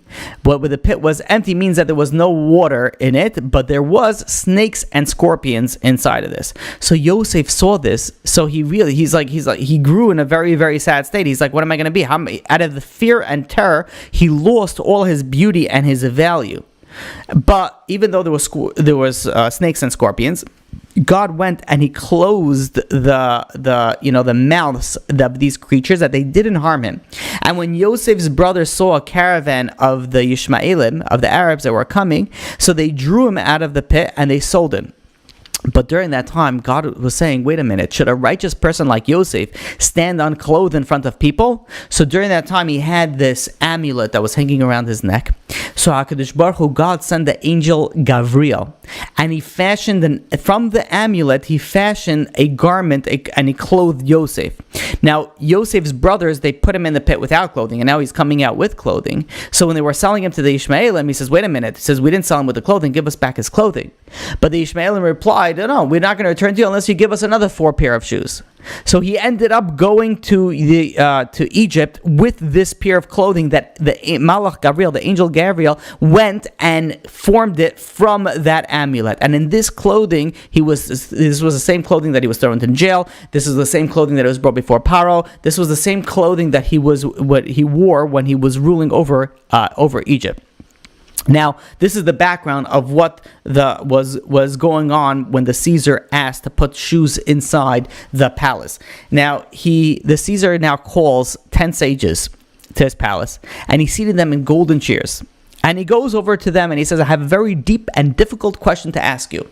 And I want you to only answer me truthfully and strictly according to the correct interpretation of halacha of the law. And they agreed. And the Caesar proceeds to ask them, what is the law for someone who kidnaps his Jewish brother and cruelly sells him? So the sages answer, the law is that he should be put to death. So the Caesar responds to them, says, if that's the case, you're all deserving of death. They're like, what are you talking about? Why? So he responds, for the sale of Yosef. If the brothers, the Caesar responded, were alive today, I would judge them and I would dish out my punishment to them, but they're no longer alive. So they're your ancestors. So now you're going to bear the guilt of your ancestors. So the rabbis responded to the Caesar, do us a favor, give us 3 days. And this time we'll try to figure out some sort of legal defense to save ourselves. And if he cannot, we accept the Caesar's judgment. And he agreed to this. So the sages left, and they turned to Rabbi Shmuel Kohen Gadol. And they asked him, there's ways, pi Kabbalah, through Kabbalistic ways, of, even though there's two worlds, right? There's this world and there's the next world, right? The heavenly world. There is ways through meditation and particular Kabbalistic, meditations of God's name, that you're able to sort of travel from this world to the next world and inquire and poke around to get some information. So when the sages left, they turned over to Rabbi Shmuel Kohen Gadol. And they said, do us a favor, go on this, meditate on this explicit name of HaKadosh Baruch Hu, go up to Shemayim, go up to heaven, and find out if this decree was from God. So Rabbi Shmuel purified himself. He went to the mikvah. He wrapped himself up in his talis and tefillin. He said the explicit name of HaKadosh Baruch Hu, and he went up to Shemayim, he went up to heaven. There, he encounters the angel Gabriel. And Gabriel goes over to him and he says, are you Yishmael, that God praises every day, that I have a servant on earth whose face is similar to mine? Rabbi Shmuel says, yes, I am. So Gabriel asked him, why did you come up here? What are you doing here? So Rabbi Shmuel responded, the wicked king has decreed against us to destroy 10 sages, 10 rabbis of Klal Yisrael, of Israel. And I came up here to figure out if this was a decree that came from God. So Gabriel looked at him and responded. He says, if the decree was not sealed by God, would you be able to annul it? Like, what is it that you're coming up with? Can you even do anything about it? So Rabbi Shmuel answered, yes, I could annul it. So the angel Gabriel asked him, how are you able to do that? So Rabbi Shmuel says, with the name of God, I'm able to annul it. I'm able to save ourselves. Basically what Rabbi Shmuel Kohen Gadol was telling him, he says, if I'm able to go and save myself and my colleagues from getting killed. So the angel Gabriel responded, and he said, how fortunate are you, the children of Avram, Yitzchak, and Yaakov, to whom God has revealed secrets that he doesn't even reveal to the angels. The angel Gabriel didn't even know about this. And this Rabbi Shmuel was aware of. Now, Rabbi Shmuel was an extremely beautiful person. And in fact, the Medrash tells us that he was part of the 7 most beautiful people that ever existed. The 7 beautiful people are Adam Arishon, the first man ever created. Yaakov Avinu. Yosef is number 3. Shaul is number 4. Number 5 is Avshalom. Number 6 is Rabbi Avo. And number 7 is this Rabbi Shmuel that we're talking about right now. Now, when they brought Rabbi Shmuel to Rome, all the women saw him and they were affected by his physical beauty. When they brought him before the king, he asked them, he says, the king asked him, are there other people in your nation as beautiful as you or more beautiful than you? And he responded that there are not. And then the king the Caesar went and decreed death upon him. But to get an understanding where and how his beauty came from, when Rabbi Yossi, which was his father, was past the middle age of his life, and his wife asked him, he says, my master, my husband, why do I see that many people have children and we don't have any children, not a son or a daughter? So Rabbi Yossi responded, the cause of our childlessness is that other wives are careful that when they leave the mikvah, if they come across something inappropriate, they go back and immerse themselves in the mikvah again. That's why they were able to have children. And the Raman Yeridel writes that a woman should be very careful when they leave the mikvah that a friend should meet them, so that the first thing that they see, they don't meet a non-kosher animal. And if they do meet one of those first, a God-fearing woman should go and immerse herself again. But anyways, his wife told him that if this is what is preventing us from having children, then I make an oath. She promised that if I will be careful about this from now on. And the next time she went to the mikvah, she came out and she came across a dog. So she went back to the mikvah. And then she came out and she came across a pig. So she went back into the mikvah. And this kept on happening over 80 times. She went to the mikvah. Finally, God tells angel Gabriel, none other than angel Gabriel, says, this righteous woman is suffering so much. Go and appear to her in the form of her husband and bring her to her house. This way that the first thing that she sees is not going to be anything impure. So the angel Gabriel set off in the form of Rabbi Yossi, her husband. He sat by the door of the mikvah, and then he escorted her home, and then he left. That night, she conceived and later gave birth to Rabbi Shmuel. This is why the angel Gabriel, when Rabbi Shmuel went up to heaven, to Shemayim, who was the one to greet him was none other than the angel Gabriel that came in before he was conceived. So now Gabriel, and this is also the region. It says that his form and face were similar to that of the angel Gabriel, and that's one of the reasons he was very, very beautiful. The angel Gabriel said to Yishmael, he said, Yishmael, my son, it says, by your life, this is what I heard behind the heavenly curtain, that 10 sages of Israel will be given to the wicked kingdom to be killed. So Rabbi Shmuel asked, why? And he responded, for the sale of Yosef and his brothers. And the angel continues, the Malach Gabriel continues, says, the Midas Hadin, the attribute of justice, comes every day before HaKadosh Baruch Hu, before God, and accuses, says, you didn't write even one extra letter in the Torah, but didn't the brothers sell Yosef? And they didn't get punished for that yet. So therefore it has been decreed, the angel says, that 10 sages of Israel will now be killed by the wicked kingdom. And Rabbi Shmuel asked him, says, this has been like over 1,500 years ago. Could God not have found anyone until now? Why only until now? Why did he choose us? So the angel Gabriel responded, from the time of the sale of Yosef until today, God has never found 10 righteous people, holy people in a single generation who are worthy of the brothers. And therefore, God is giving the punishment to you. When Rabbi Shmuel heard this, he felt calmer. Rabbi Shmuel went and descended back to earth. And he told his colleagues that the decree has been made and it's already been signed and sealed. And he shared with them the encounter. They mourned and they rejoiced. They mourned because the decree has been made, but they rejoiced because God considered them to be righteous and holiness, or the level of righteousness and holiness to that of Yosef and his brothers. And after they got this, you would think, what would they do after getting this news? They went and they continued learning. Even though they had, some of them, a few days left to live, they went and they sat and they studied the laws of Pesach. And they were, learning about things that are forbidden on Pesach, what is considered chametz, what's not considered chametz. And before they finished learning, the king came with his sword drawn. And he says, what do you guys are learning now? How are your hearts free to learn Torah? Your ends are right near. Don't you know that there's a death sentence?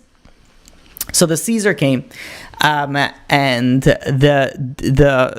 the first two, unfortunately, that were killed was Rabbi Shimon ben Gamliel and Rabbi Shmuel. So who are these, Rabbi Shmuel Kohen Gadol, who are these coming for which tribe? So Rabbi Shimon ben Gamliel was a Nasi. He comes from a direct descendant from Shevet Yehuda. In fact, Rabbi Shimon ben Gamliel's son was Rabbi Yehuda Nasi. So just to give you a little bit who authored the Mishnah.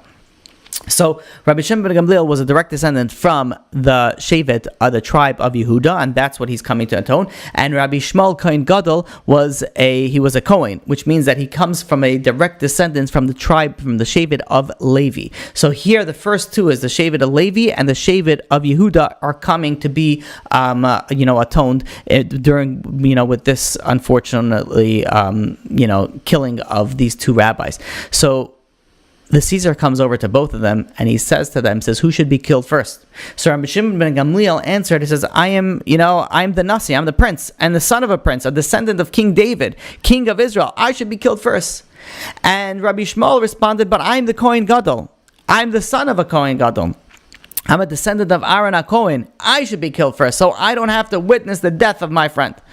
So the Caesar responds, says, this one wants to be killed first, and this one wants to be killed first. So what we're going to do is we're going to draw the lots, and we're going to see which one should be killed first. And they drew lots, and the lot fell out on Rabbi Shimon ben Gamliel that he would be killed first. So the Caesar commanded that he be beheaded first, and he was. And now Rabbi Shmuel Kohen Gadol took his head that was when he was beheaded, and he put it on his lap and he began to cry bitterly. And he said, this is the Torah, this is its reward, this is the tongue that used to explain the Torah in 70 languages, and now it's licking the dust. And he continued to mourn and cry for Rabbi Shimon ben Gamliel. The Caesar asked him, says, what's this all about? Why are you crying of him so much? You should cry about yourself. You're going to be heading there very shortly. So Rabbi Shmuel answers, says, I'm not crying for myself because my friend was greater than me in Torah and wisdom. I'm crying because he preceded me in the heavenly yeshiva. And while he was speaking and mourning and crying, the Caesar's daughter peeked out the window and she took a look at Rabbi Shmuel Kohen Gadol and his beauty, and her mercy was aroused, and she sent a message to her father. And she asked him and says, I have a single request from you, my dear father. And, well, I don't know if she said my dear father. She said, I have a single request from you. And the Caesar replied with a message that she could have anything except for Rabbi Shmuel and his friends. So she sent a message back. She said, spare the life of Rabbi Shmuel. So the Caesar responded that he has already taken an oath to kill him, and it's not going to happen. I'm not going to save him. So she replied back, if so, then peel his skin off his face so I could look at it instead of looking in a mirror. He was so beautiful that she wanted to always see his to see his face. So immediately the Caesar commanded that they start peeling off the skin from his face. When they reached the place of his tefillin, Rabbi Shmuel cried out a loud and bitter cry, and it shook the heavens and the earth. And then he cried a second time, and it shook even the Kisei HaKavod, the heavenly throne. And the angel said to God, it says, should a righteous person like this, who you have shown all the secrets in the upper worlds, the lower worlds, he should be killed in such a manner? And they said, the angel said, Zu Torah v'zu schara, this is Torah and this is the reward. And God responded in a very, very interesting response. First of all, God said, leave him. It's a merit. He's going to have a merit that is going to extend for many generations, which is something that we can understand. But then God says that if I hear any more cries, I'm going to return the whole universe into emptiness, meaning I'm going to destroy the entire world. And now this is something we have to try to understand. Rabbi Shlomo Kluger asks a question on this medrash. He says, wait a minute, if a child is in a classroom and a child is asking an excellent question and the teacher tells him be silent or he's going to be punished, doesn't the child have a right to ask this question? So why is it, if you see a righteous person, a tzaddik that's suffering, why does Hashem respond that we don't have a right to ask? So Rabbi Kluger answers with a mashal, with a parable. There was once a master tailor who was known far and wide for his ability to create beautiful articles of clothing. And the king called him over to his kingdom, and he says, I hear of your talent, spreads out throughout the four corners of the earth. He says, I need to make a very magnificent coat. And I've gathered the most expensive materials known to man on planet Earth, and I want you to make me the most exquisite, expensive, most beautiful coat ever made. And the tailor said, okay, fine, I'll do my best. And the king gives him this very, very expensive material, and he spends weeks and weeks sewing and hemming and measuring and alterations and all these things. After a few weeks, he goes over to the palace and he presents this magnificent coat to the king, and the king looks at it. He's never seen something so beautiful before. It fits so perfectly, and the material is so luxurious. It looks aesthetically pleasing. He says he checked off all the boxes, and word got out of this amazing tailor and what he created for this king. And, when word comes out of a success of one person, people can get jealous. And people started getting jealous of this, of this tailor. So what happens when jealousy starts, being aroused? The people start making up a little bit of stories. And the tailor community starts saying, oh, you know what? He did a good job. Yeah, but he probably skimmed a little bit. This is really expensive material. Says the king gave him like 6 rolls. What did he do with the rest of it? And word got out that this tailor is a crooked tailor, and he gypped off the king, and he started taking material from the king. Now when the king heard this, the king started believing it. He says, wait a minute, maybe it's true. You know how things go. If someone starts talking, people, this is Lashon Hara. People can start believing it to some level. So the king calls him to his palace. He said, is it true? He says, people are saying that you've stolen from me, that you've taken, from my material. So this tailor goes over to the queen. Can I see the coat, please? And the king says, sure. He hands him the coat, and he starts taking out his scissors, and he starts cutting up this coat. And the king is looking at him, and he says, what are you doing? You're destroying my coat. And, he's sort of silencing, in a very respectful way, the king, and he's cutting and cutting. The king is looking at the most beautiful coat, and he lays out all the pieces of the coat, And he shows the king, he says, I want you to measure all the material. You will see here that not an inch is missing. Everything that I've taken is exactly in here. You thought that I stole from you because you saw things in layers. You didn't see the under the cuff. You didn't see under the labels.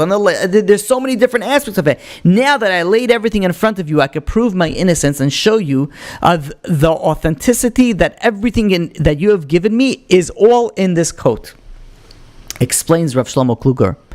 The response of HaKadosh Baruch Hu was not that he was dismissing the question. It wasn't that the question came and he says, you know what, I'm not answering it right now, and if you ask me again, I'm going to destroy the whole world. That in itself was the answer. It wasn't dismissing the question. It was the actual answer. Because HaKadosh Baruch Hu is saying, he says, you want to know why things are happening the way that they're happening? You want to know why they're going through so much suffering? I have to go through the beginning of time. I have to take the world, take it apart, and start again from the beginning, and then I could show you the reason why this person is suffering because of this thing that happened maybe who knows how many millennia ago, and this person is going through because of this. Everybody is going through something, and there's a reason for it. And that's what HaKadosh Baruch Hu was responding to the angels.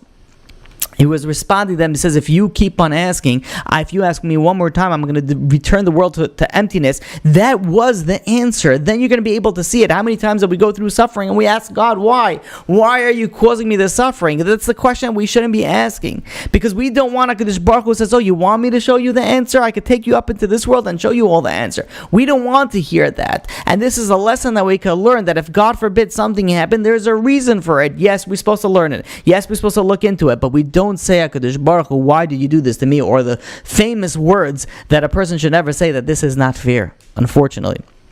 So when Rabbi Shmuel heard this from the angel, he heard this, he remained quiet. And the Caesar asked him, why is it that you are not crying until you reach the place of your tefillin? They asked Rabbi Shmuel. And he replied, I'm not crying for my soul, but I'm crying because of the mitzvah of tefillin that you're taking away from me. Up to now I was being able to put on tefillin, but now you're ripping off the skin. Even though he was going to die, there was no way that he was going to be able to put on tefillin anymore. But still, he didn't have the ability to do it anymore, and for that he was crying. So the Caesar responded to him, do you still have faith in your God? And Rabbi Shmuel Kohen Gadol responded that even if you kill me, I will not lose my faith. Immediately, the soul of Rabbi Shmuel departed and left his body. And it's interesting because the brothers, they removed Yosef's coat. They removed him of his clothing. Rabbi Shmuel now was removed from his skin as an atonement for that. There is an interesting aspect to Rabbi Shmuel's also children. His son and his daughter were also very, very beautiful. They were taken into captivity. They were sold as servants by different Roman masters, and each of their masters once met each other, and they said they boasted about the beauty of their servants. So they decided to have the servant and the maidservant go and marry each other, and their children will be divided between the two masters, because each one was claiming that he had a beautiful servant, and the other one said, I have a beautiful maidservant. They said, perfect, we have a perfect idea, let's put them together, they'll have beautiful children, and we'll split it up, and this way we'll increase our revenue. So they place the servants and the maidservant, which is the son and daughter of Rabbi Shmuel Kohen Gadol, but they didn't know it because it was dark. And the servant sat in one corner, and he said to himself, I am a Kohen, the son of a Kohen, the Kohen Gadol. He says, I should marry a maidservant? And the maidservant sat in the other corner and said to herself, I am also a Kohen, the daughter of a Kohen. It says, I should go marry a servant. So they each sat in their respective corners and they cried the whole night. When the morning came, they recognized each other and they fell on each other and they cried until their souls left them, which shows you the continuation of how the level of his children were on. But this begins to show you the reasoning and underlining a little bit of understanding of the 10 martyrs, the Asarei Harugei Malchus that we mourn on, and we don't mourn only on them, we also mourn on all the souls that we lost during the time of the destruction of the Beis Hamikdash. May the Beis Hamikdash be rebuilt speedily in our days, and may we be able, through Tchias HaMeisim, to rejoice together with the Asarei Harugei Malchus and all the rest of Klal Yisrael that were lost throughout the years. My name is Rabbi Pinchas Landis, and I want to welcome you to Jewish Anytime. We have assembled hundreds of thousands of Jewish lectures on every topic under the sun for you to explore, for you to enjoy, for you to be inspired by. So go ahead, take a look around the site. We hope that you find what you're looking for, and feel free to reach out to us with any questions that you might have, any content that you would like to see us have on our site, or if you would like to follow up with some more Jewish learning. We're here to help you out, and we hope that you have an amazing time here on JewishAnytime.com.